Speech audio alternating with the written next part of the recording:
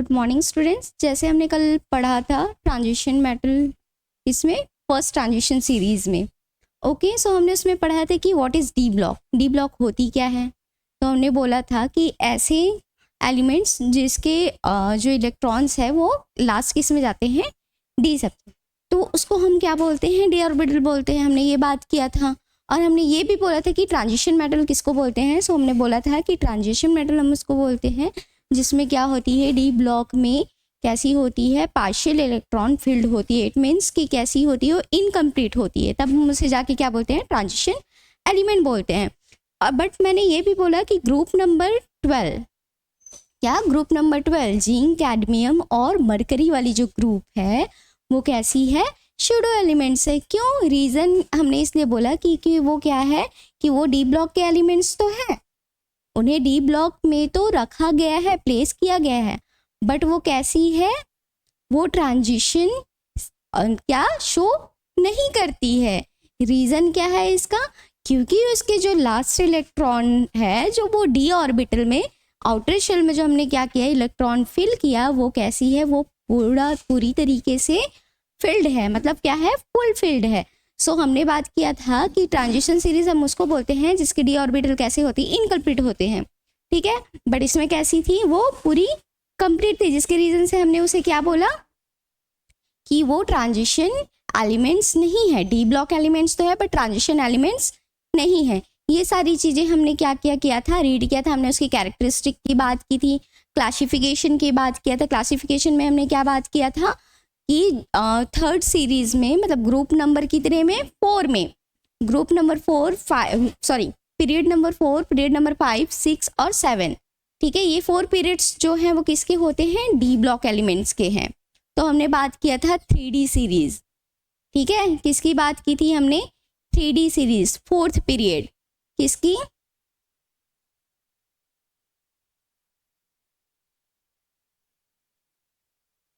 Three D series, मतलब क्या, 4th period की बात किया था, ठीक है।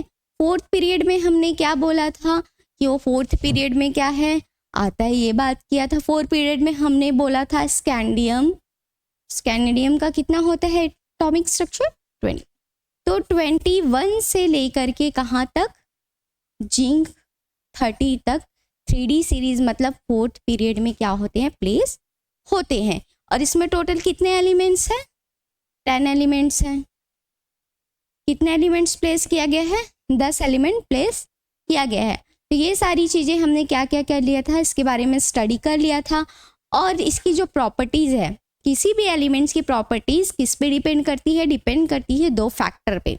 कौन कौन सी फैक्टर है वो, पहली फैक्टर है उसकी इलेक्ट्रॉनिक कन्फिग्रेशन, दूसरी फैक्टर है एटॉमिक साइज। तो हमने इसकी इलेक्ट्रॉनिक कन्फिग्रेशन की बात कर ली थी, ठीक है। सो अब आज हम क्या करेंगे, इसकी प्रॉपर्टीज की बात करेंगे। क्या करेंगे आज हम, इसकी बात करेंगे properties of first transition series. क्या बात करेंगे, properties of first transition series.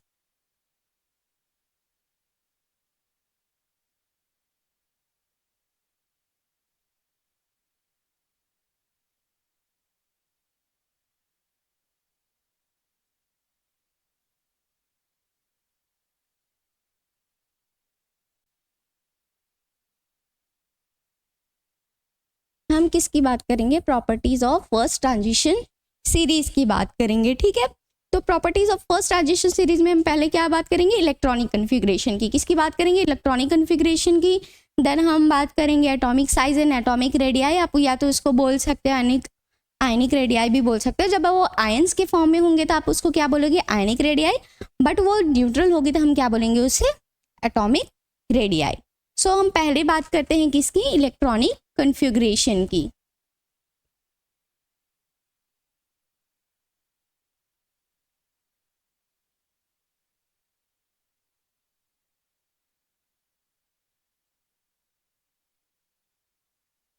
किसकी बात करेंगे हम, इलेक्ट्रॉनिक विन्यास की। मतलब 3D सीरीज के जितने भी एलिमेंट्स हैं, जितने भी तत्व हैं, उसकी जो इलेक्ट्रॉनिक विन्यास कैसी होती है, इसके बारे में हम क्या करेंगे, अभी रीड करेंगे। सो मैं आपको बता देती हूँ कि इसकी इलेक्ट्रॉनिक कन्फिग्रेशन कैसी होती है। क्या है ये,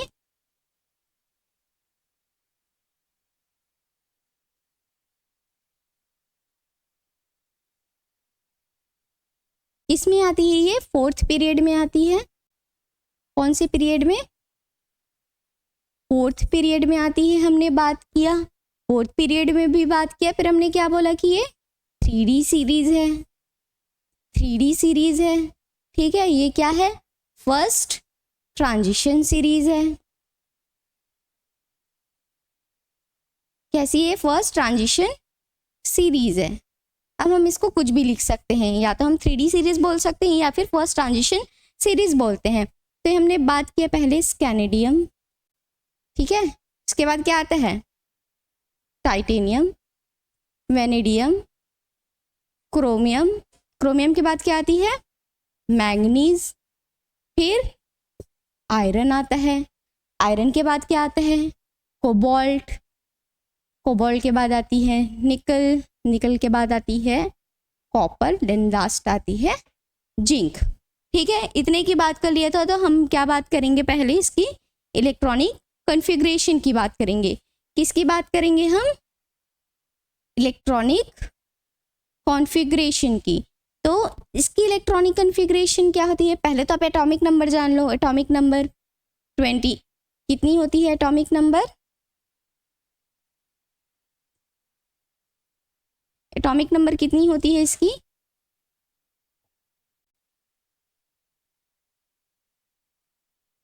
21, 22, 23, 24, 25, 26, 27, 28, 29 एंड 30। इतना हमने बात कर ली कि हम ये जान गए कि क्या होती है स्कैंडियम, टाइटेनियम, वेनेडियम। इसको हम याद करने का तरीका भी बता देती हूँ। आप इसको, इस सीरीज को कैसे याद रखेंगे, ठीक है। साइंस टीचर विनीता कृपलानी मांगे फरारी, कोई नहीं क्यों जाने। क्या? साइंस टीचर विनीता कृपलानी मांगे फरारी, कोई क्यों नहीं जाने। ठीक है, ये क्या है? इसकी ट्रिक है आपकी 3D सीरीज को याद रखने का। अगर आपको याद नहीं है तो आप इस तरीके से क्या कर सकते हैं, इसको याद रख सकते हैं। अब हमने बताया कि इलेक्ट्रॉनिक कॉन्फ़िगरेशन की बात करते हैं, ठीक है। इलेक्ट्रॉनिक कॉन्फ़िगरेशन की बात करेंगे तो इसमें क्या आ जाएगा? 3D1 4s2, ठीक है, 3D2 4s,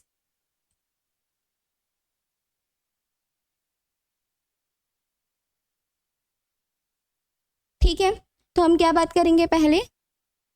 अब मैं इसको मिटा देती हूँ, एक एक का मैं बता देती हूँ। तो पहले मैं इसको लास्ट का ही बता देती हूँ आपके लिए। 4s2, 3D1, 4s2, 3D2। Last सब सेल की ना वैलेंस, जो वैलेंस सेल की मैं लास्ट ऑर्बिटल की बात कर रही हूँ कि इसमें इतने इतने इलेक्ट्रॉन्स फिल होते हैं।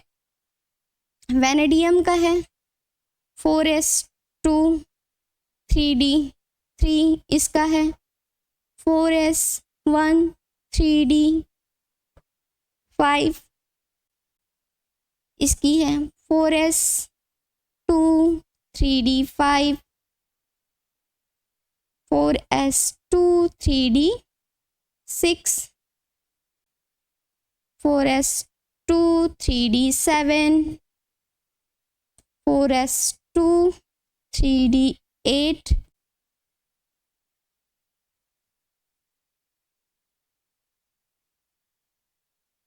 अब इसकी बात करेंगे हम 4s1, 3D10, 4s2, 3D10।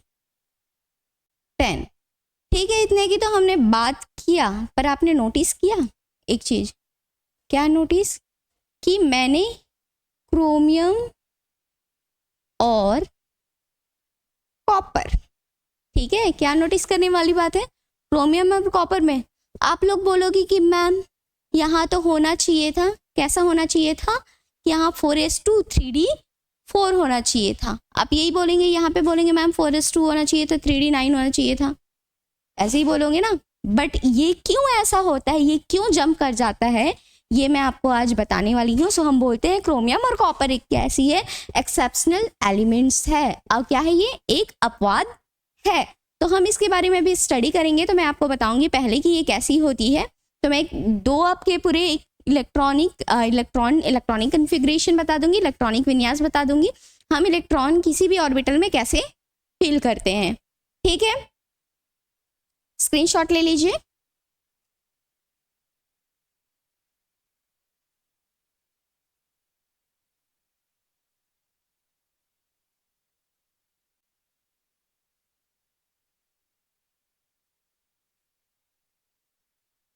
ठीक है, इतना हो गया।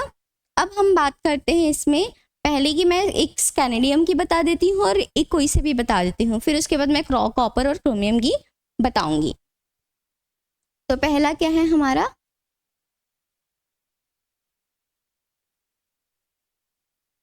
क्या है हमारा, पहले स्कैनेडियम की कितनी होती है, 21। तो हम इलेक्ट्रॉनिक कन्फिग्रेशन कैसी होती है इसकी, 1s2 2s2 2p6 3s2 3p6, फिर उसके बाद 4s2 और 3d1। ठीक है, 4s2 और 3d1। तो हम यहाँ से लेकर यहाँ तक इसको शॉर्ट कर सकते हैं। देखो 2 2 4 4 6 10 10 और 2 12 12 और 6 18। ठीक है, कितना आ जा रहा है, 18। अब 18 किसका इलेक्ट्रॉनिक 18 किसका एटॉमिक नंबर है, तो 18 एटॉमिक नंबर है ऑर्गेनिक नोबल गैस है आर्गन, जिसकी ये क्या है, एटॉमिक नंबर है। ठीक है, तो हम इसको लिख सकते हैं इन शॉर्ट में। इन शॉर्ट में हम क्या लिख सकते हैं इसको,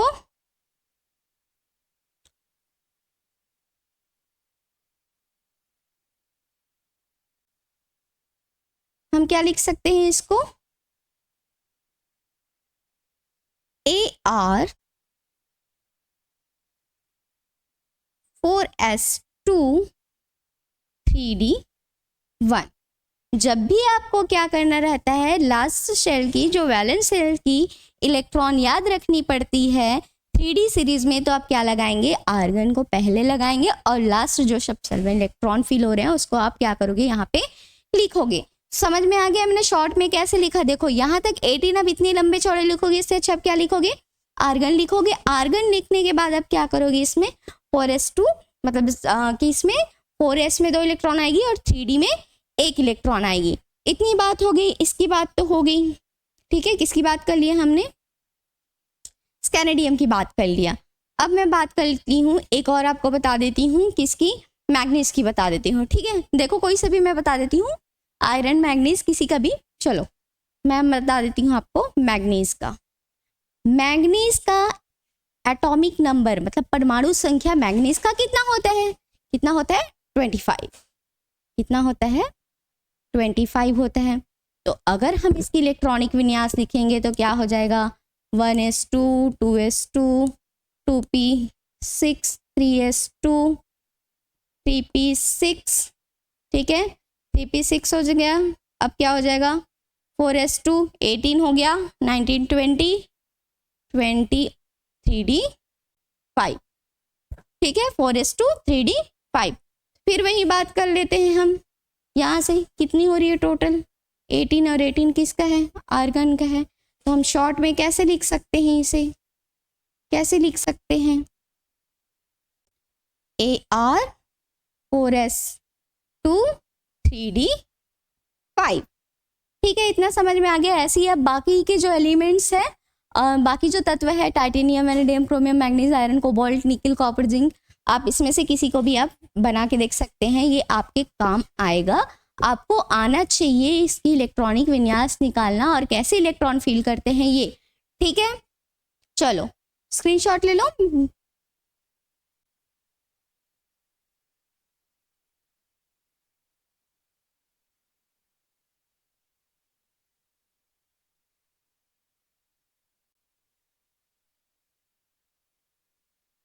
ठीक है, हो गया ये। अब मैं आगे बढ़ूं किसमें, क्रोमियम और कॉपर में। किसमें बढ़ूं मैं, क्रोमियम और कॉपर की बात करें।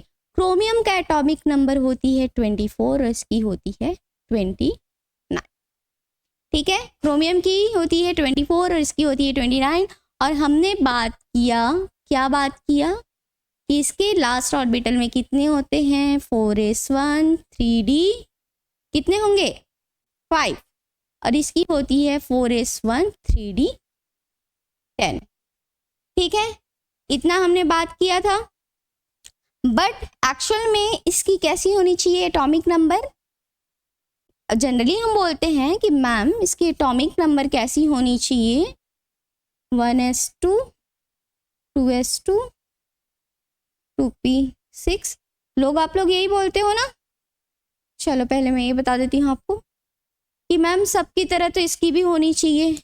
कैसी होनी चाहिए 4s2 3d4। यही बोलोगे आप लोग कि कैसी होनी चाहिए मैम 4s2 3d4। बट ये होता है 4s1 3d5। क्यों होता है? स्टेबिलिटी के लिए होती है। क्यों होती है? स्टेबिलिटी के लिए होती है। और ये मैं अभी आपको अच्छे से बताऊंगी। ठीक है, 2p6 3s2 3p6 4s2 और यहाँ होना चाहिए 3d4। ठीक है, किसके बेसिस पे? इस बेसिस पे। ठीक है, आपने बोला कि इस बेसिस पे मैम ऐसा होना चाहिए नॉर्मली जैसे हम रीड करते हैं बाकियों की तरह। बट इसमें क्या होता है देखो, अगर हमने बात किया है पहले ही कि जब ये कैसी होगी कोई सी भी जब ऑर्बिटल सब शेल क्या होगी, जब कोई सब शेल हाफ फिल्ड होगी या फिर कैसी होगी बिल्कुल भी फिल्ड ही नहीं होगी, वैकेंट होगा। क्या? जब कोई सेल वैकेंट मतलब खाली, हाफ फिल्ड मतलब आधा भरा हुआ, और कैसा हो सकता है फुल फिल्ड।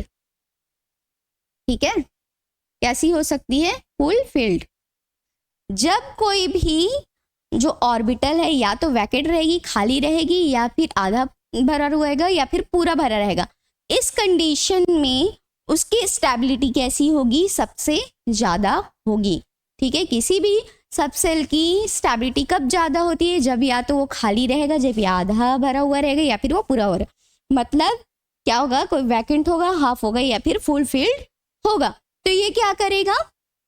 जो क्रोमियम है, ठीक है, वो क्या करेगा? अब इसकी मैं एंड वाली बता देती हूँ इसको।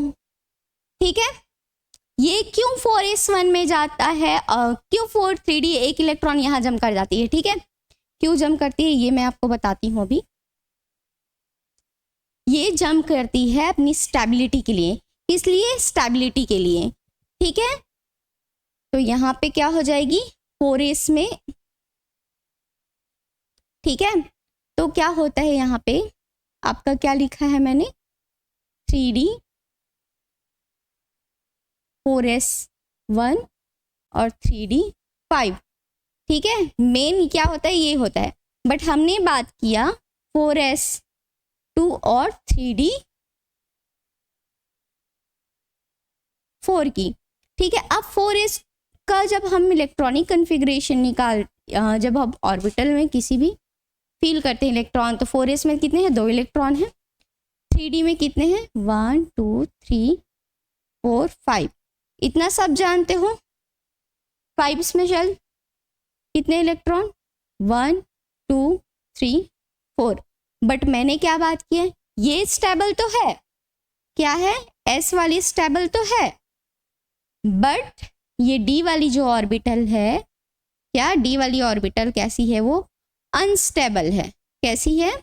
अनस्टेबल है। मतलब अपने ये तो स्थायी है बट ये अपनी स्थायित्व को प्राप्त नहीं किया है। सो ये दोनों, ये कैसा हो जाएगा? ये अनस्टेबल हो जाएगा। कैसा हो जाएगा? अनस्टेबल हो जाएगा। ठीक है, इतना समझ में आ गया। अब जैसे मैं बात करती हूँ, जैसे कोई आपको, मम्मी ने आपको क्या दिया? 3 चॉकलेट दिया। ठीक है, जैसे आप 2 भाई बहन हैं, मम्मी ने एक को 3 चॉकलेट दिया और एक को 1 चॉकलेट दिया। 3 वाला तो बड़ा खुश है क्योंकि मुझे तो बहुत अच्छी क्या मिली है? चॉकलेट मिली। मेरे को 3 चॉकलेट। तो वो क्या करता है? अरे यार मैं तो खुश हूँ, मेरी तो आज बन गई। तो क्या करते हैं? अपनी छोटी बहन को चिढ़ाने लगता है। ठीक है, जब ये छोटी बहन को चिढ़ाते तो छोटी बहन क्या करती है? रोने लगती है। तो मतलब क्या हो गया? ये एस वाली जो ऑर्बिटल हो क्या हो गया? भाई हो गया, और ये डी वाली क्या होगी? बहन हो गई। तो ये जब क्या होता है, जब छोटी बहन रोती है तो भाई को देखा नहीं जाता। ठीक है, भाई को देखा नहीं जाता कि मेरी बहन रो रही है, तो वो क्या करता है, चल हाफ हाफ कर लेते हैं, मेरे में से तू भी ले ले, फिर क्या हो जाएंगे, हम दोनों बराबर हो जाएंगे। कैसे हो जाएंगे, दोनों बराबर हो जाएंगे, फिर हम दोनों को भी रोना नहीं पड़ेगा। तो एक चॉकलेट इसमें दे देते तो दोनों के पास क्या हो जाता है, दो दो हो जाता है, मतलब क्या हो जाएगा, इक्वल इक्वल हो गया दोनों के पास। तो वैसे ही ये क्या करेगा, एक इलेक्ट्रॉन बोलेगा कि अगर मैं एक इलेक्ट्रॉन दे दूंगा तो मैं भी स्टेबल हो जाऊंगा और साथ में तुम भी स्टेबल हो जाओगे। क्या हो जाओगे, मैं भी स्टेबल हो जाऊंगा और तुम भी स्टेबल हो जाओगे। तो यहाँ से एक इलेक्ट्रॉन क्या होती है, 4s से एक इलेक्ट्रॉन क्या होती है, जंप करके कहाँ चली जाती है, 3D में चली जाती है। ठीक है, तब इसका इलेक्ट्रॉनिक कन्फिग्रेशन जब हम बनाएंगे तो कैसा हो जाता है, ये 4s1 3d5 क्या हो जाता है, 4s1 हो जाती है, 3d5 हो जाती है। तब हम इसको लिखते हैं,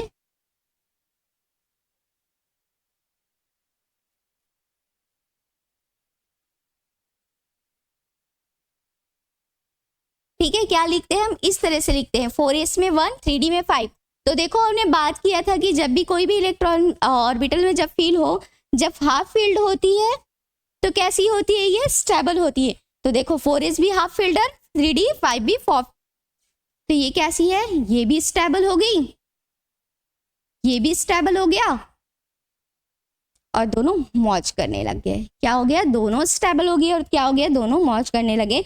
मतलब क्या करता है, क्रोमियम अपनी स्टेबिलिटी के लिए क्या करता है, एक इलेक्ट्रॉन किससे ले लेता है, 4s से। तो मतलब 4s से एक इलेक्ट्रॉन जंप कर जाती है 3d में।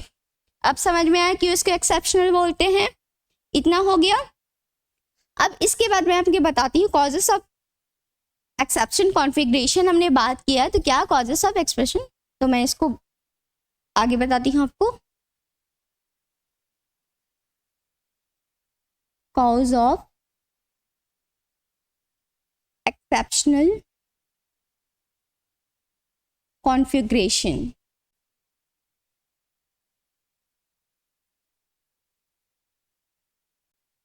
जिसकी बात कर रहे हैं, कॉज ऑफ एक्सेप्शनल कॉन्फ़िगरेशन। अब क्यों होता है, ठीक है, ये अपवाद वाली जो विन्यास होती है वो क्यों होती है, वो चीज़ अभी मैं बता रही थी। तो मैं एक चीज़ और इसमें मेंशन करना चाहूँगी।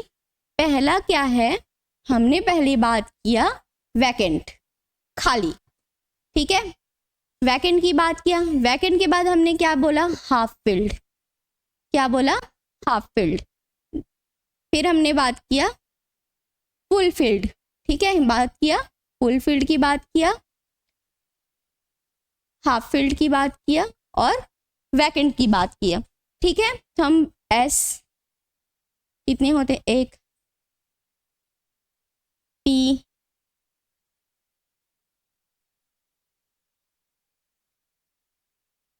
डी,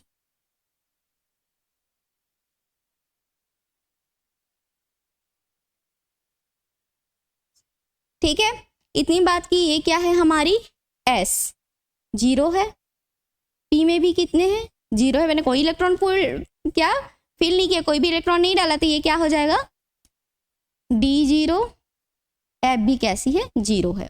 ठीक है, हमने किसके लिए बात की, ये वैकेंट के लिए बात किया। ऐसे ही हम इसके लिए बात करेंगे,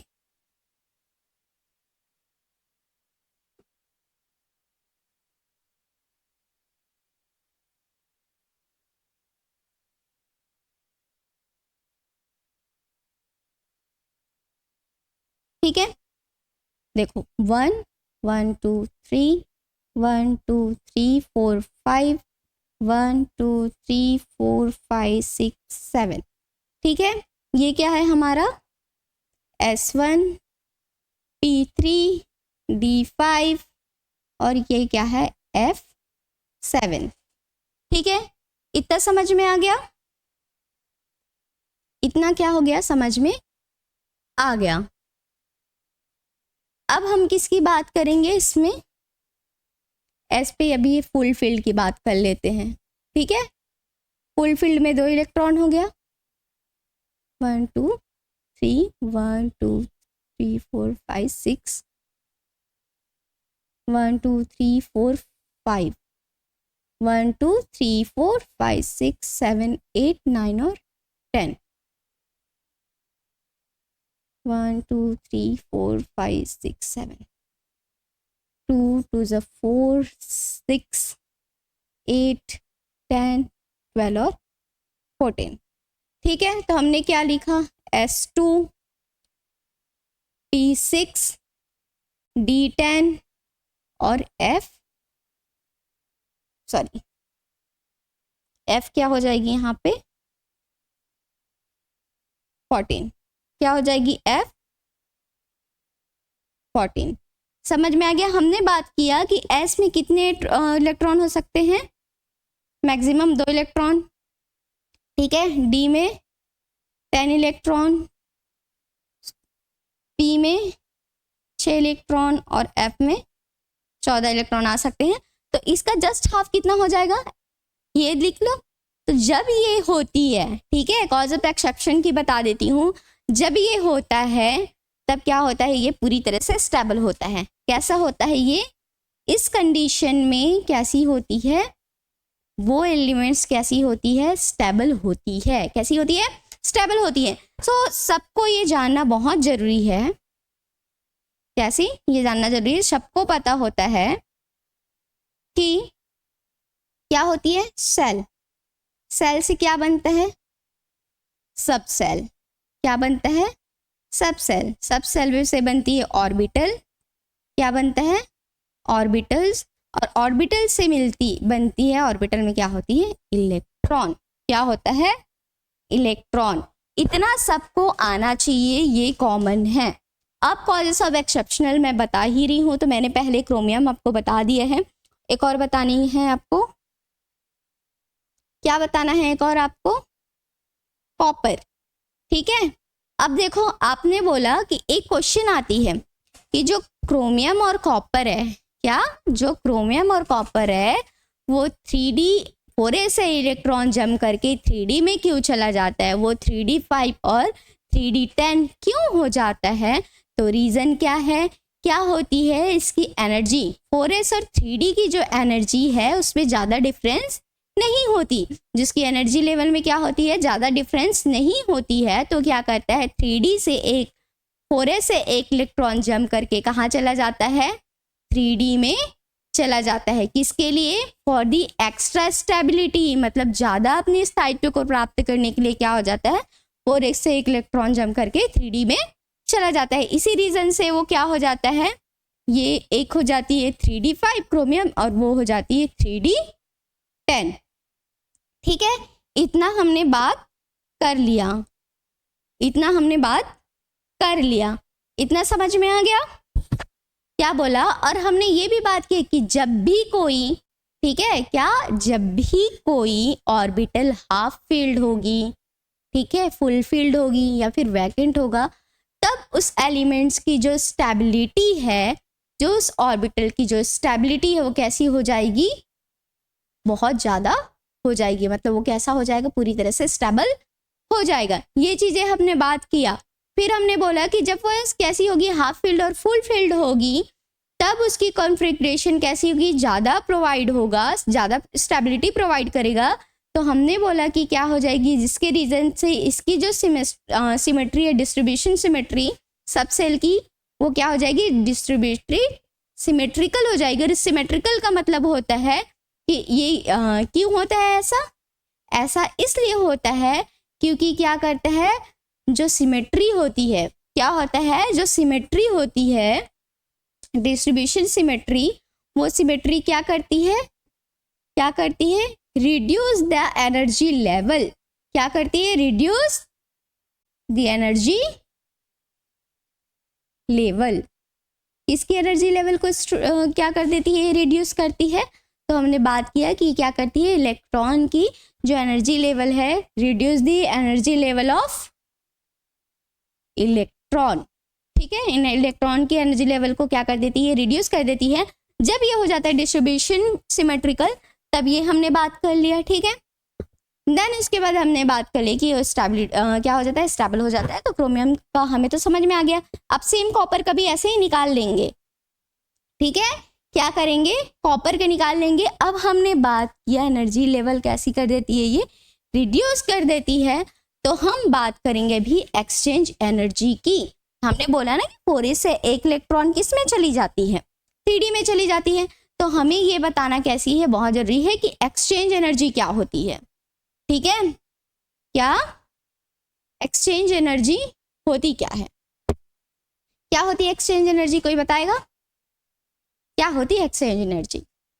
ठीक है, सो एक्सचेंज एनर्जी क्या होती है, जब भी कोई डिजेनरेट ऑर्बिटल क्या है, जब भी कोई सबसेल की डिजेनरेट ऑर्बिटल क्या करती है, इलेक्ट्रॉन क्या करने की, इलेक्ट्रॉन डोनेट करने की क्या करता है, या फिर हम बोल सकते हैं कि उसकी क्या होती है, डिजेनरेट ऑर्बिटल में क्या होती है, एक्सचेंज करने की कैसी होती है, टेंडेंसी होती है। टेंडेंसी मतलब उसमें क्षमता होती है एक इलेक्ट्रॉन उसको क्या करने की, शेयर करने की।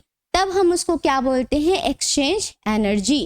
क्या बोलते हैं, जब भी कोई डिजेनरेट ऑर्बिटल मतलब जिसमें पार्शियल फील्ड हो, हमने बोला डिजेनरेट ऑर्बिटल की बात किया, तब क्या होता है कि वो एक्सचेंज करने की क्या एक्सचेंज करने के एक्सचेंज टेंडेंसी उसमें क्या होती है, प्रेजेंट होती है। तब इसमें प्रेजेंट दो या दो से ज़्यादा वो पेयर ऑफ इलेक्ट्रॉन क्या कर सकता है, शेयर कर सकता है, एक्सचेंज कर सकता है।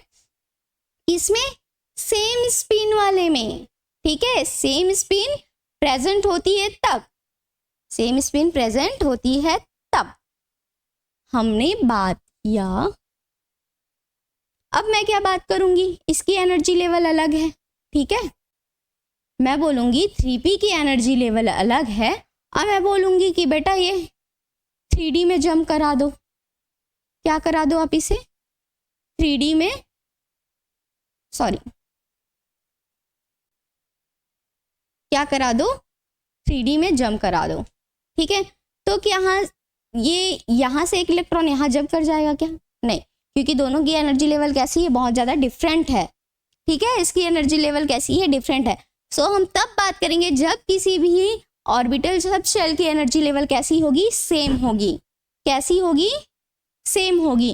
तो ये तो कंजप्शन हम गलत बोल सकते हैं। कैसे बोल सकते हैं, ये कैसा है, ऐसा नहीं हो सकता। ठीक है, ऐसा हो सकता है क्या, नहीं हो सकता। तो हमने बात किया है इसमें, क्या बात किया है हमने ये बात किया कि ऐसा नहीं होता है। बट हमने बात किया कि जैसे क्या है, ये 4s है, ठीक है, और ये 3d है। तो हमने बात किया दोनों के एनर्जी लेवल में इतने डिफरेंसेस नहीं होती है। ठीक है, तो ये क्या करता है, एक इलेक्ट्रॉन जंप करके 3d में चला जाता है सेम स्पिन पे। इतना हमने बात कर ली है। अब सेम स्पिन में हमने बात भी कर लिया। ठीक है, तो क्या हो जाएगा आपका, stability directly proportional to number of exchange pair. क्या हो जाएगी, स्टेबिलिटी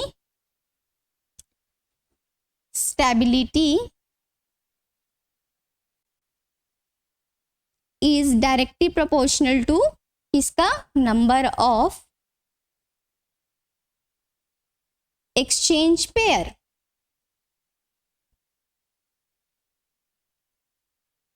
ठीक है, जो आपकी स्थायित्व होता है वो किसके समानुपाती होता है, जितने हम क्या बोलते हैं, नंबर ऑफ एक्सचेंज करा रहे हैं इलेक्ट्रॉन। ठीक है, इसके क्या होता है, ये डायरेक्टली प्रोपोर्शनल होता है। इतना हमने बात किया। तब इसका मतलब क्या हो गया कि हमने डायरेक्टली प्रोपोर्शनल बोला। तो जब सेल्स जो सब सेल कैसी होती है, हाफ फील्ड होती है या फिर फुल फील्ड होती है, कैसी, जब हाफ फील्ड होगी या फिर फुल फील्ड होगी तो number of possibility of exchange कैसी होगी, उसमें बढ़ जाएगी। ठीक है, कैसी हो जाएगी, जो एक्सचेंज की जो स्टेबिलिटी है, ठीक है, क्या एक्सचेंज करने की जो एबिलिटी है वो कैसी हो जाएगी, मैक्सिमम हो जाएगी। कब, जब कोई कैसा होगा, हाफ फील्ड और फुल फील्ड सब सेल होगा, तब इसकी स्टेबिलिटी कैसी हो जाएगी, एक्सचेंज कैसी हो जाएगी, मैक्सिमम हो जाएगी। मतलब वो ज़्यादा इलेक्ट्रॉन क्या कर पाएगा, एक्सचेंज कर पाएगा।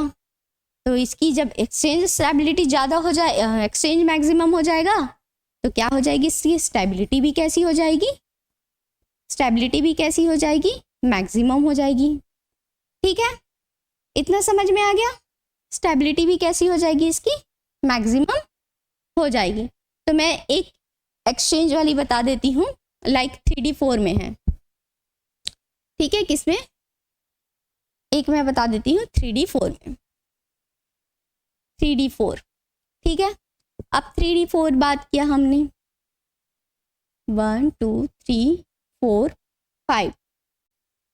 ठीक है, 3D में कितने ऑर्बिटल हैं, 1 इलेक्ट्रॉन, 2 इलेक्ट्रॉन, 3 और 4। ठीक है, इतना होता है, ये सब जानते हैं। तो नंबर 1 इलेक्ट्रॉन के लिए मैं बताती हूँ, किसके, इस इलेक्ट्रॉन की बात करती हूँ, किसकी, इसकी बात करते हैं। ठीक है, तो ये क्या करेगा, 1 2, ये जो इलेक्ट्रॉन है वो क्या करेगा, किससे शेयर करेगा, 1 2 3। ठीक है, ये इससे करेगा। ठीक है, किससे करेगा ये,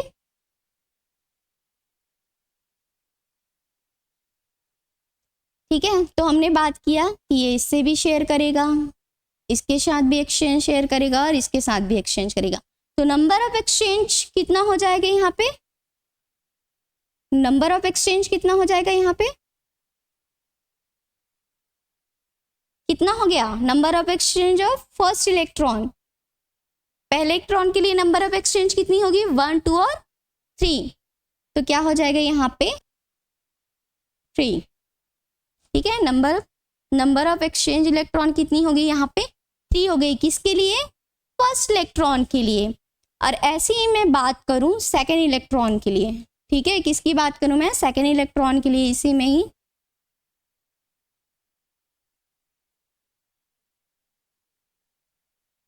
तो ये क्या करेगा, ये सेकेंड इलेक्ट्रॉन है, ये क्या था हमारा फर्स्ट इलेक्ट्रॉन था, अब ये सेकेंड इलेक्ट्रॉन है। तो ये क्या करेगा, इसके साथ एक्सचेंज करेगा और इसके साथ एक्सचेंज करेगा। तो कितना है ये, number of exchange second electron. ठीक है, सेकेंड इलेक्ट्रॉन की बात करें तो कितनी एक्सचेंज हो रही है यहाँ पे, 1 और 2, कितना हो रहा है 2। ठीक है, अब हम थर्ड की बात करते हैं, थर्ड इलेक्ट्रॉन की बात करते हैं, किसकी, थर्ड इलेक्ट्रॉन की बात करते हैं।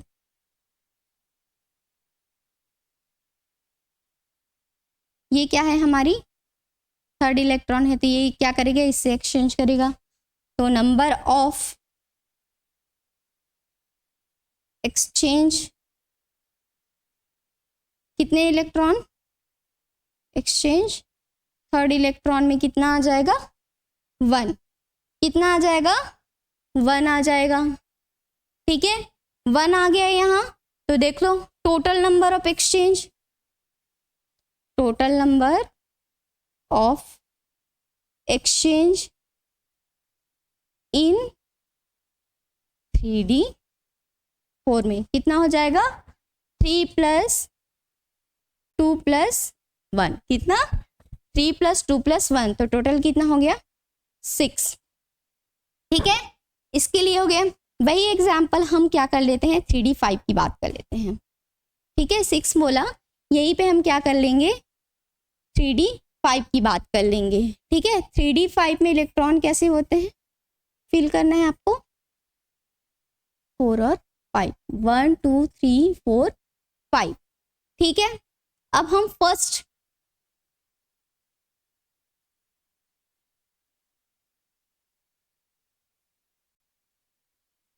ठीक है, अब यही बताऊंगी तो आपको कंफ्यूज हो जाओगे। तो पहला ये क्या है हमारा फर्स्ट है, तो क्या करेगा, इसके साथ शेयरिंग करेगा, इसके साथ शेयरिंग करेगा, इसके साथ भी शेयरिंग करेगा और इसके साथ भी शेयरिंग करेगा। तो नंबर ऑफ कितना हो जाएगा, इसमें कितनी शेयरिंग हो रही है, 1 2 3 और 4, कितनी शेयरिंग हो रही है 4। तो नंबर फर्स्ट इलेक्ट्रॉन के लिए है, ये क्या है, ये फर्स्ट इलेक्ट्रॉन के लिए है ये एक्सचेंज। सेकंड की हम बात करते हैं,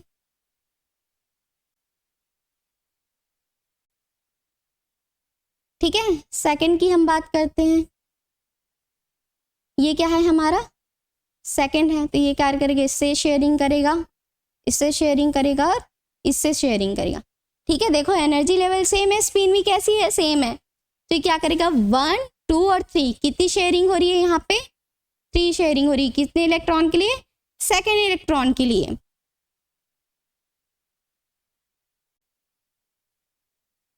सेकेंड इलेक्ट्रॉन के लिए इतना बात कर लिया। वैसे ही हम थर्ड इलेक्ट्रॉन की बात करेंगे।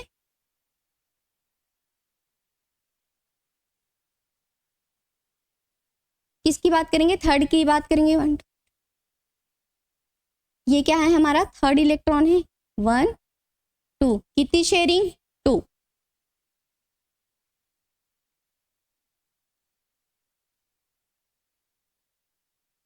ऐसे ही हम फोर्थ इलेक्ट्रॉन की बात करेंगे। ये क्या है, फोर्थ, एक है यहाँ पे, तो 1। तो कितना हो जाएगा total, total number of exchange in 3d5, कितनी, 3d5, कितना हो जाएगा, 4 + 3 + 2 + 1, कितना हो जाएगा, 4 + 3 + 4 3 2 1, कितना होगा, 10। कितना हो गया, टोटल कितना हो गया, 10। तो ये बताओ D4 की स्टेबिलिटी कि D5 की स्टेबिलिटी, इसमें बोला D4 में 6 एक्सचेंज हो रहा है और इसमें कितना हो रहा है, 10।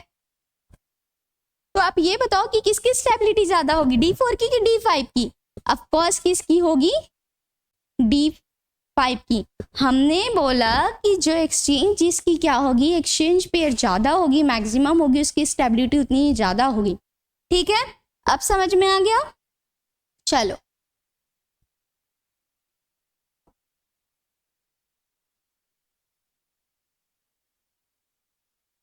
ठीक है, इतना समझ में आ गया।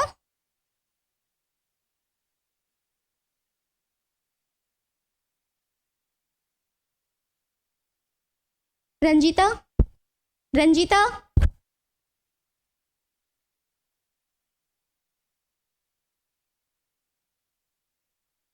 सॉरी वो हैंग हो गया था अभी, 1 मिनट पॉज कर देंगे क्या, अब ठीक है। क्यों नहीं दिख रहा है यहाँ अभी,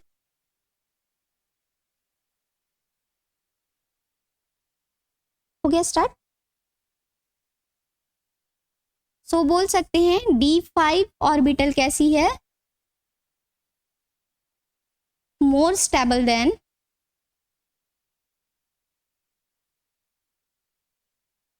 D4।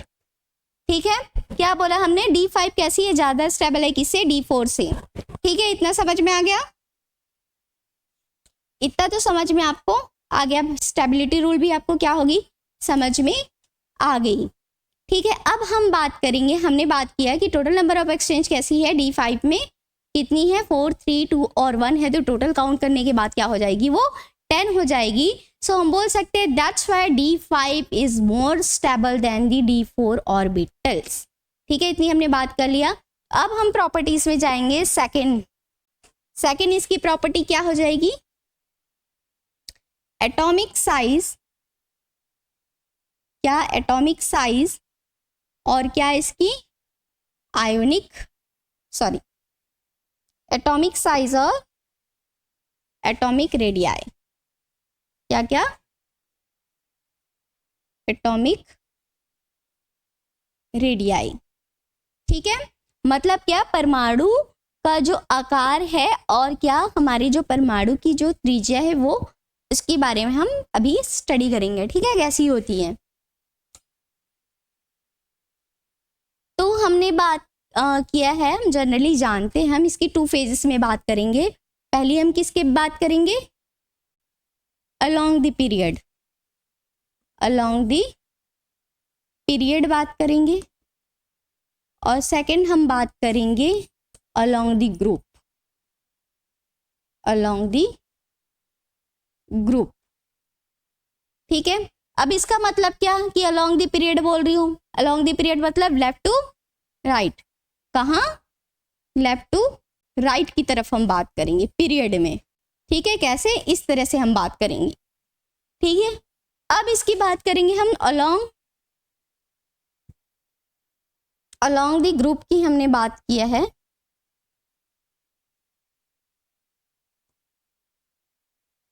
अलोंग द ग्रुप, तो अलोंग द ग्रुप का मतलब क्या हो जाएगा, हमारा जो ग्रुप है मतलब क्या हो जाएगा, अप टू डाउन, मतलब क्या हो जाएगा, टॉप टू दी बॉटम, क्या हो जाएगा, टॉप टू बॉटम, मतलब क्या हो जाएंगे हम, ऊपर से ऐसे नीचे की तरफ आएंगे, ठीक है। इतना तो आप जनरली कैसे पढ़ते थे, जनरली कैसे पढ़ते थे कि जब लेफ्ट टू राइट जाते हैं तब उसकी जो एटॉमिक कैसी होती है, अप टू साइज कैसी हो जाती है, डिक्रीज हो जाती है। साइज कैसी हो जाती है, देखो लेफ्ट टू राइट जाने पे साइज कैसी हो जाती है, डिक्रीज हो जाती है, ठीक है। साइज कैसी हो जाती है, डिक्रीज हो जाती है। But bottom, up to bottom आने में कैसी हो जाती है, इसकी साइज इंक्रीज हो जाती है, साइज इंक्रीज हो जाती है। इसका मतलब क्या, आप ईएनसी सुने हो, ईएनसी, ठीक है, क्या क्या सुने हो, ईएनसी सुने हो क्या आप लोग। ईएनसी क्या होती है, इफेक्टिव न्यूक्लियर चार्ज होती है, और एक होती है हमारी एसई, ठीक है, एक क्या होती है हमारी एसई। अब देखो इफेक्टिव न्यूक्लियर चार्ज को हम जेड इफेक्ट भी बोलते हैं, क्या बोलते हैं, जेड इफेक्ट, और इसको क्या है अपनी हमारी शील्डिंग इफेक्ट और स्क्रीनिंग इफेक्ट। जब क्या हो जाएगी आपकी शील्डिंग इफेक्ट, कैसी हो जाएगी, जब आपकी शील्डिंग इफेक्ट ज़्यादा हो जाएगा, ठीक है, जब आपकी शील्डिंग इफेक्ट ज़्यादा हो जाएगा और आपकी जो जेड इफेक्ट कैसी हो जाएगी, कम हो जाएगी, तब साइज कैसी हो जाएगी, इंक्रीज हो जाएगी। तो यहाँ पे क्या हो जाएगा, ये ग्रेटर देन हो जाएगा, क्या हो जाएगा, shielding effect is greater than, किससे,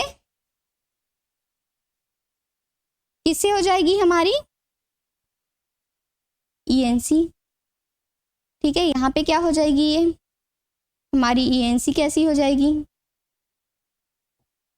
ज़्यादा हो जाएगी, कैसी हो जाएगी हमारी ईएनसी, ज़्यादा हो जाएगी, ईएनसी इज ग्रेटर देन। तो समझ में आ गया, इतना इतना तो हमने जनरली बात कर लिया कि ऐसे ऐसे होने से ऐसा ऐसा होता है, ठीक है। तो हम पीरियड में चले 3D सीरीज में इसकी बात करने के लिए।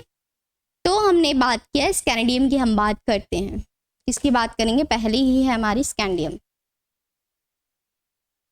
21 है ये, ठीक है। लास्ट में कितने इलेक्ट्रॉन आते हैं, लास्ट में कितने इलेक्ट्रॉन आते हैं, 3d1 4s2, और हम इसको ऐसे लिखते हैं 4s2 3d1, ठीक है, ऐसा लिखा हमने। क्या होती है, जैसे ये न्यूक्लियस है, ठीक है, क्या है, एक न्यूक्लियस है, ऐसे ऑर्बिटल्स होते हैं, सॉरी ऐसे सबसे आपके शेल दिखाई देते हैं, ठीक है, ऐसे सेल। तो इसमें क्या है, ये मान लो आपकी ये 3d है और ये क्या है 4s है, ये क्या होगा आपकी वैलेंस शेल, क्या होगी आपकी वैलेंस शेल, मतलब आउटर मोस्ट सेल, या फिर हम इसे बोल सकते हैं आउटर सेल, मतलब सबसे आखिरी का शेल। और ये क्या है हमारी इनर शेल, क्या है हमारी इनर सेल। तो देख लो यहाँ पे 4s में कितने इलेक्ट्रॉन, 4s में कितने इलेक्ट्रॉन हैं, 2 इलेक्ट्रॉन हैं, ये देखो, ठीक है, 2 इलेक्ट्रॉन हैं। और यहाँ पे 3d में कितने हैं, 1 इलेक्ट्रॉन हैं, ठीक।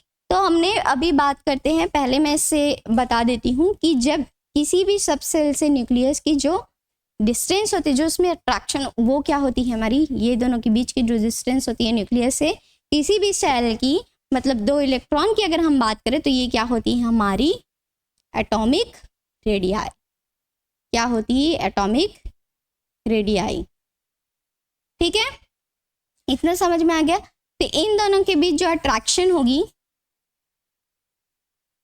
क्या होगी, इन दोनों के बीच में जो अट्रैक्शन होगा ठीक है, तो क्या हो जाएगी यहाँ पे शील्डिंग इफेक्ट क्या करेगी यहाँ पे, ये क्या है हमारी शील्डिंग इफेक्ट।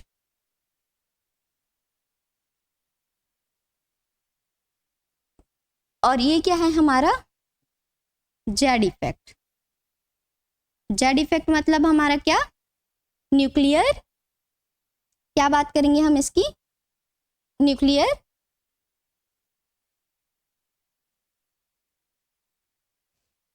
क्या बोला हमने इसकी, न्यूक्लियर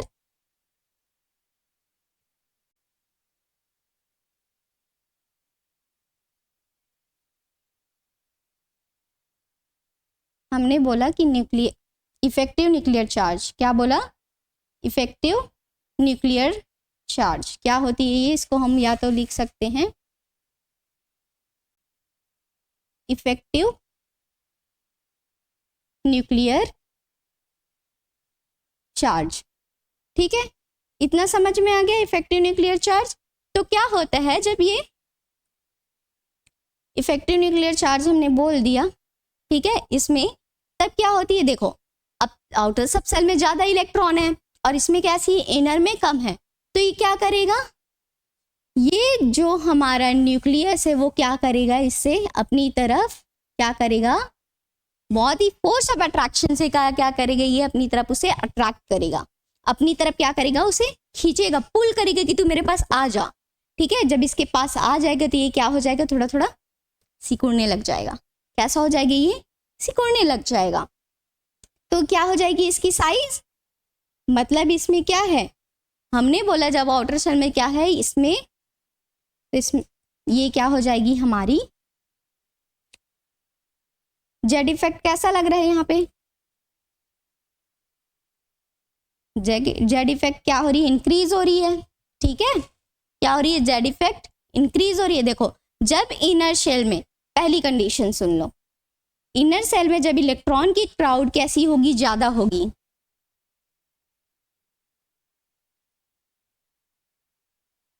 इनर सेल में मतलब जब ज्यादा क्या होगा, भीड़ होगा इलेक्ट्रॉन का। तो देखो यहाँ पे इनर सेल में कितने, एक है। इनर सेल में क्राउड कैसी होगी, जब ज्यादा होगा तो शील्डिंग इफेक्ट कैसी होगी, तब शील्डिंग इफेक्ट कैसी होगी, ज्यादा होगी। ठीक है, शील्डिंग इफेक्ट ज्यादा होगी, जिसके रीजन से जेड इफेक्ट कैसा होगा, डिक्रीज होगा। अब जेड इफेक्ट डिक्रीज होगा तो क्या हो जाएगी यहाँ पे साइज,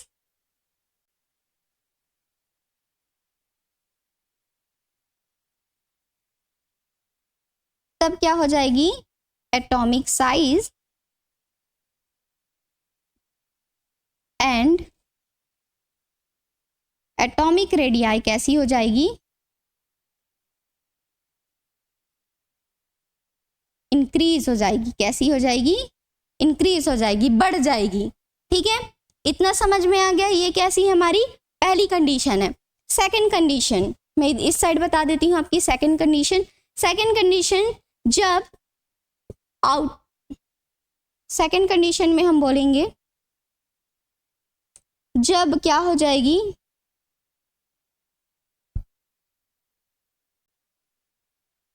जब इनर शेल में क्या हो जाएगा, क्राउड, किसकी crowd, electron, crowd of electron. ठीक है, क्राउड ऑफ इलेक्ट्रॉन की बात कर रहे हैं। ठीक है, तो जब इनर शेल में क्राउड ऑफ इलेक्ट्रॉन मतलब इलेक्ट्रॉन की भीड़ कैसी हो जाएगी, कम हो जाएगी। ठीक है, डिक्रीज हो जाएगी। तो जेड इफेक्ट कैसा हो जाएगा, जेड इफेक्ट कैसा हो जाएगा, इंक्रीज हो जाएगा। ठीक है, जेड इफेक्ट इंक्रीज हो जाएगी मतलब इसकी साइज कैसी हो जाएगी, साइज एंड रेडियाई कैसा हो जाएगा, atomic size and atomic radii कैसी हो जाएगी, डिक्रीज हो जाएगी। कैसी हो जाएगी, डिक्रीज हो जाएगी। अब समझ में आ गया, ये चीज समझ में आ गया शील्डिंग इफेक्ट क्या होती है। जब क्या होता है इन दोनों के बीच होता है, तो जब क्या होता है इनर शेल में जब ज़्यादा इलेक्ट्रॉन होता है तो पहले ही किसी को न्यूक्लियस की तरह थोड़ी ना जम करने देगा, देगा क्या? नहीं, वो क्या करेगा, पहले उसे रिपेल करने की कोशिश करेगा। क्या करेगा, तुम वापस जाओ, मैं तुम्हें अंदर नहीं आने दूंगा। क्या बोलेगा, तुम वापस जाओ, मैं तुम्हें अंदर आने नहीं दूंगा। बट क्या हो जाता है इसमें, जब इनर शेल में कम इलेक्ट्रॉन हो जाते हैं, इलेक्ट्रॉन की भीड़ कम हो जाती है, तब क्या करती है, जब आउटर शेल में इलेक्ट्रॉन ज़्यादा हो जाते हैं, ये क्या करता है, ये न्यूक्लियर जो न्यूक्लियस होती है वो क्या करती है, अपनी तरफ उसको खींचते जाता है, खींचते जाता है, खींचते जाता है। तो खींचने की रीजन से क्या हो जाएगा, जैसे ये कैसा है हमारे इस तरह से एक बॉक्स है, ठीक है। अब बॉक्स मान लो, जब हम इसको पुश कर देंगे प्लास्टिक के बॉक्स है, पुश करेंगे तो क्या सी हो जाएगी, ये इतनी हो जाएगी। जब इसे जैसे मैग्नेट होती है ना, मैग्नेट क्या करता है, इसी को अट्रैक्ट करता है, तो क्या हो जाता है, धीरे धीरे आके चिपक जाती है। ऐसे इसमें भी होता है, ठीक है, जिसके रीजन से क्या हो जाएगी, एटॉमिक साइज और रेडियाई कैसी होगी, डिक्रीज होगी। और जब इनर शेल में क्या हो जाएगी, क्राउड, इलेक्ट्रॉन की क्राउड ज्यादा होगी, तब क्या होगी, शील्डिंग इफेक्ट बढ़ जाएगा। अपने से वो क्या करने के, ज्यादा रिपेल करेगा, तो ज्यादा रिपेल करेगा तो इसका मतलब क्या हो जाएगा, साइज और जो एटॉमिक रेडियाई है वो कैसी हो जाएगी, इंक्रीज हो जाएगी। इतना समझ में आ गया, ठीक है, आ गया क्या, इतना समझ में आ गया ना।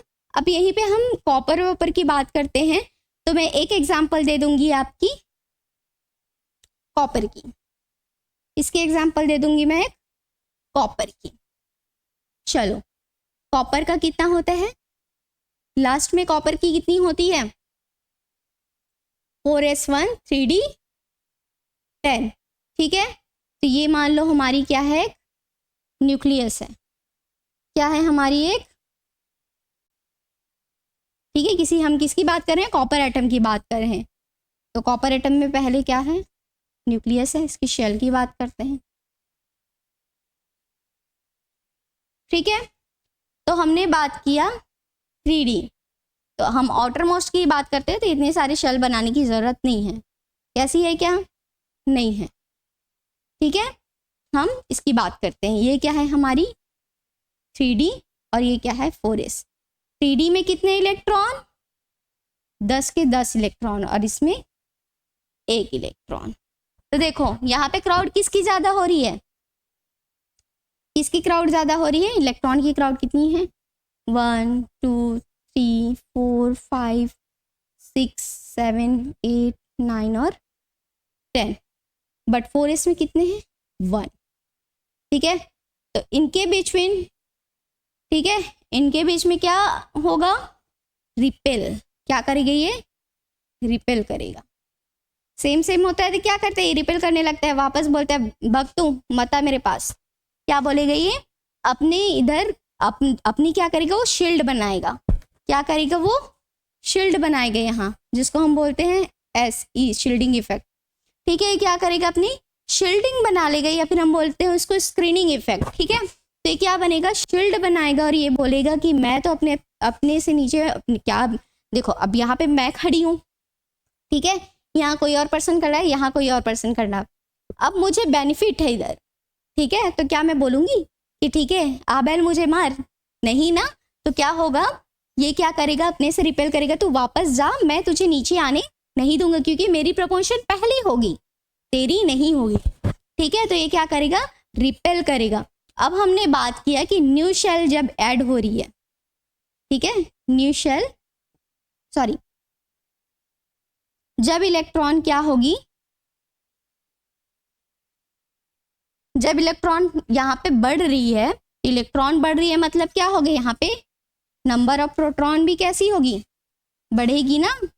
क्या बढ़ेगी, यहाँ पे नंबर ऑफ प्रोटॉन क्या हो जाएगी, इंक्रीज होगी। इलेक्ट्रॉन इंक्रीज मतलब नंबर ऑफ प्रोटॉन इंक्रीज, किसमें, न्यूक्लियस में।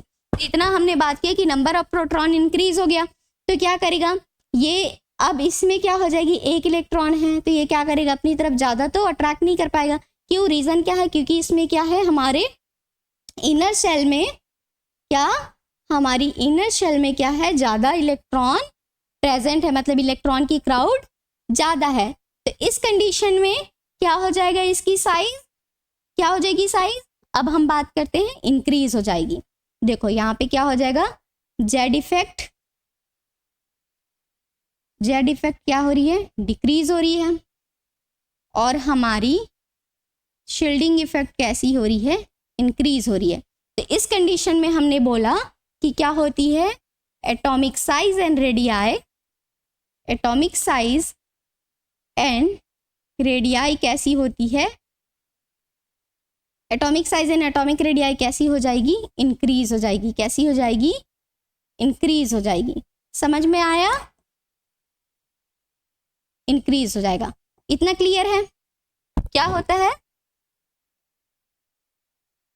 इतना समझ में आ गया। देखो अब भाई किसी भी एटम में अपने सेल तो पढ़ा ही है, ठीक है, 4 के एलिमेंट पढ़ा है इतना। तो अब हम बात करते हैं SPDF। अब हम स्क्रीनिंग इफेक्ट की बात किए, तो स्क्रीनिंग इफेक्ट क्या होती है बताओ। जब भी किसी वैलेंस शेल पे क्या होती है, अट्रैक्शन, जब उसमें आकर्षण होता है, ठीक है, किसमें, आउटर सेल और न्यूक्लियस में, किसमें, आउटर सेल और न्यूक्लियस में, इन दोनों के बीच में, इसमें इन दोनों के बीच में जो फोर्स, जो अट्रैक्शन हो रही है, आकर्षण हो रही है, क्या आकर्षण तो होगा, ठीक है। शील्डिंग इफेक्ट में क्या होती है, आउटर सेल क्या हो जाएगी हमारी, हमने बोला ये न्यूक्लियस है, ये सेल है, ये क्या है, आउटर सेल है, ठीक है, और क्या है, ये इनर सेल है, क्या है, इनर सेल है। तो हमने बोला कि ये क्या है, हमारी न्यूक्लियस, क्या है, न्यूक्लियस, नाभिक है ये, और ये क्या है, अंदर भीतर की जो कक्ष है, और ये क्या है, बाहर की कक्ष है। तो क्या होगा, न्यूक्लियस और आउटर सेल के बीच में क्या हो जाएगी, अट्रैक्शन लगेगी, ठीक है, अट्रैक्शन तो होती है दोनों के बीच में, ठीक है। बट क्या करेगा, ये क्या करेगा, इलेक्ट्रॉन, जो इनर सेल के जो इलेक्ट्रॉन है, कहाँ के, इसके इलेक्ट्रॉन, इनर सेल के इलेक्ट्रॉन क्या करेगा, आउटर सेल के इलेक्ट्रॉन को क्या करेगा, रिपेल करता है। क्या करता है, इसको रिपेल करता है, मतलब वो बाहर इसको क्या करती है, विकर्षित, मतलब अट्रैक्शन इनके बीच में नहीं होता है, इसको क्या करता है, रिपल्शन करता है। तो जब इसमें रिपल्शन होगी तो क्या हो जाएगा, आउटर सेल के जो इलेक्ट्रॉन हो जाएंगे वो कैसी हो जाएगी, रिड्यूस हो जाएगी। आउटर सेल के जो इलेक्ट्रॉन कैसी हो जाएगी, रिड्यूस हो जाएगी, किसके रीजन से, इनर सेल के इलेक्ट्रॉन से। कैसे, इनर सेल के इलेक्ट्रॉन से क्या हो जाएगी, वो रिड्यूस हो जाएगी, ठीक है, उसको रिपेल कर दिया जाएगा। तब इस इंसिडेंट को हम क्या बोलते हैं, इस घटना को हम क्या बोलते हैं, शील्डिंग इफेक्ट। क्या बोलते हैं, शील्डिंग इफेक्ट बोलते हैं। इतना समझ में आ गया। तो हम बोल सकते हैं जेड इफेक्ट, क्या बोल सकते हैं हम, Z effect is inversely proportional to atomic size, ठीक है। जेड इफेक्ट क्या, व्युत्क्रमानुपाती होती है किसकी, परमाणु आकार, किसकी, साइज की, ठीक है। इतना समझ में आ गया, समझ में आ गया। हम SPDF की बात कर लेते हैं, ठीक है, यहीं पे हम किसकी बात कर लेते हैं, SPDF। मान लो ये हमारी न्यूक्लियस है, हमने KLMN पढ़ा है, ठीक है, हम किसकी बात करेंगे, SPDF। इतने ऑर्बिटल आप पढ़ते हो, क्या क्या पढ़ते हो आप, SPDF ऑर्बिटल पढ़ते हो, ठीक है, एस की ज़्यादा PD, ठीक है। हमने बात किया कि S और P की क्या होती है, शील्डिंग इफेक्ट स्ट्रॉन्ग होती है। कैसी होती है, स्ट्रॉन्ग होती है। और D और F की कैसी होती है, वीक होती है, ठीक है। कैसे हमने बोला, SP की कैसी होती है, और उसकी, देखो कोई से भी हम S की बात करते हैं तो S में क्या होती है, इनर्शियल होते हैं। S में कितने आते हैं, 2 ही इलेक्ट्रॉन आ सकते हैं। P में 6 होता है। तो उनके एनर्जी में क्या होती है, इतनी ज़्यादा डिफरेंसेस नहीं होती है। तो हम इसलिए बोलते हैं कि कैसी ये स्ट्रॉन्ग है और ये दोनों कैसी है, वीक है। जैसे नंबर ऑफ जैसे न्यू सेल क्या होगी, इंक्रीज होगी, ठीक है, न्यू सेल क्या हो रही है, इंक्रीज होगी। तो क्या हो जाएगा, यहाँ पे न्यू सेल इंक्रीज होने के रीजन से यहाँ पे क्या हो जाएगा, प्रोटॉन भी क्या हो जाएगा, इंक्रीज हो जाएगा। इतना तो समझ में आपको आ गया है। अब हम क्या करेंगे, टॉप दी बॉटम की बात करेंगे, ठीक है, टॉप टू दी बॉटम। चलो ठीक है, हम अब सेकंड जो इसकी प्रॉपर्टीज़ है, हमने बोला कि एटॉमिक रेडियाई और एटॉमिक साइज़ की बात किया। एटॉमिक रेडियाई और एटॉमिक साइज़ में हमने बात किया था किसकी, लेफ्ट टू राइट, मतलब अलोंग द पीरियड की बात किया था। अब हम कल क्या बात करने वाले हैं, अलोंग द ग्रुप। किसकी बात करेंगे, अलोंग द ग्रुप बात करेंगे। तो यही आज की हम लेक्चर खत्म करते हैं। Thank you.